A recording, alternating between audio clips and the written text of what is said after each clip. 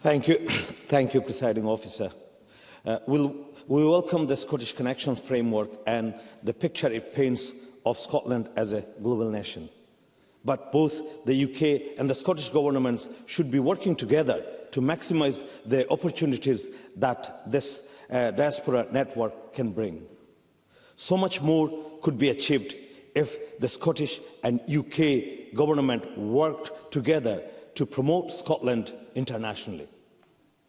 The Tories and SNP's failure to find a common ground on anything to do with Scotland could hinder the impact and reach of our international efforts. Ivan McKee. I just wondered if the member could give an example of where Scottish Government and UK Government aren't working together. Faisal Chowdhury. I think so much can be done rather than just talking about independence and moving away from the United Kingdom. Yes, sure. Martin Whitfield. I'd like to see the UNCRC come back onto the statute book. Both governments seem to be at odds on that. Faisal Chowdhury. Thank you very much, Martin, for the intervention. The framework commits to working with the UK and other devolved governments to utilise the UK's full diplomatic footprint to achieve its aims. I'll continue, but I've got a lot to go through. A UK Labour government would ensure that it is used all means to help boost Scotland's international standing to create jobs and opportunities both at home and abroad. I hope the Scottish Government stick to their commitment to work with all governments in the UK to make this happen.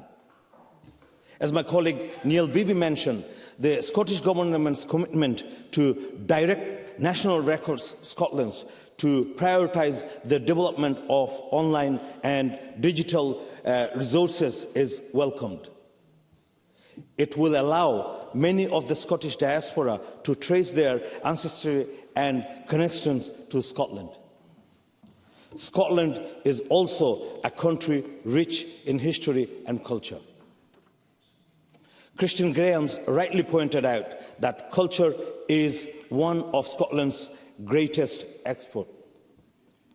We have a lot to offer the world in terms of shortbread, whisky, Gaelic and Scots language, medicine and much more.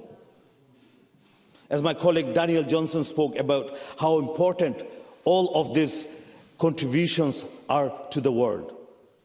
We also spoke about the still present evidence of Scotland's key role in the transatlantic slave trade in our street names and monuments.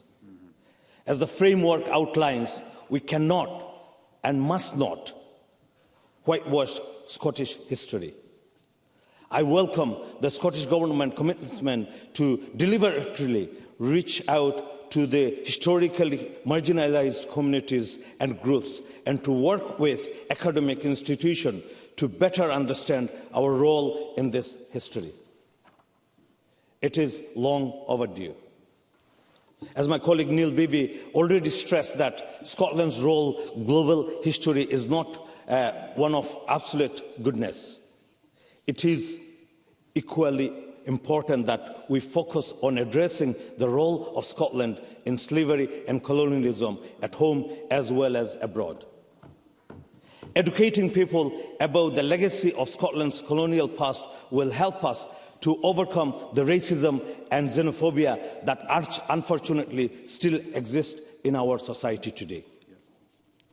As my colleague Martin Whitfield and Willie Rennie spoke about, one crucial way that Scotland could be better promoted in international arena, that is through an international student exchange programme. The UK's withdrawal from Erasmus programme meant the loss of opportunity for thousands of Scottish students to travel and study abroad.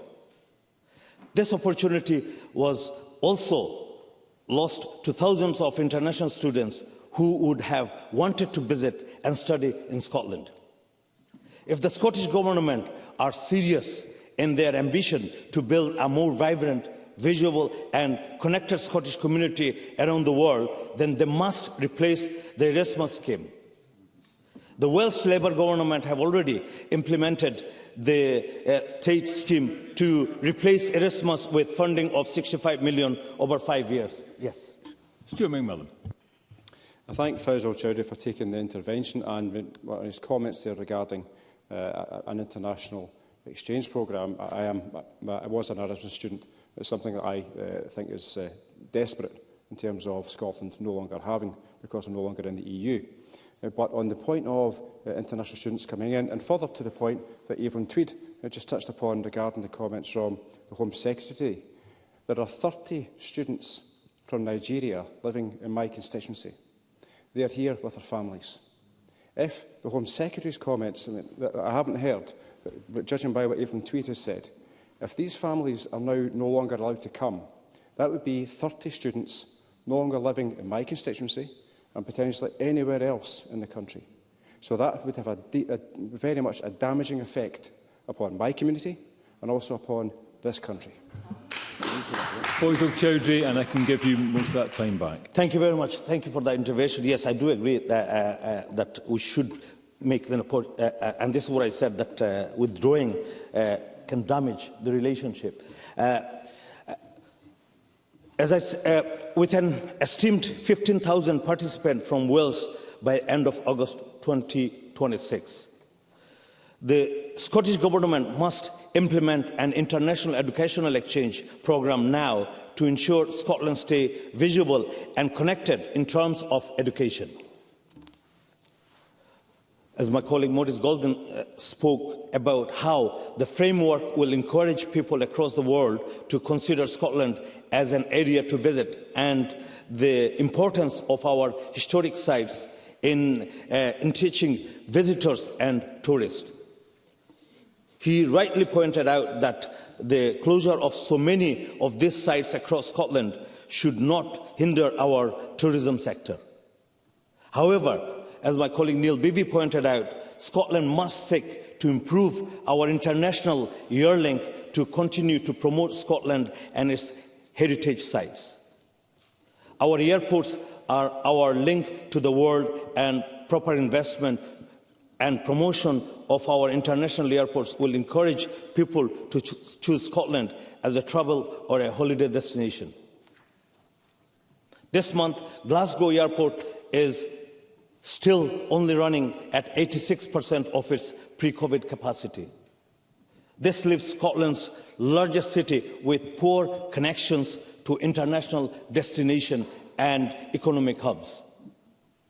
The Scottish Government should maximise the potential of our airports through direct flights to ensure a sustainable aviation industry in Scotland. In closing, Presiding Officer, we welcome the publication of this document and wish for every success for the framework.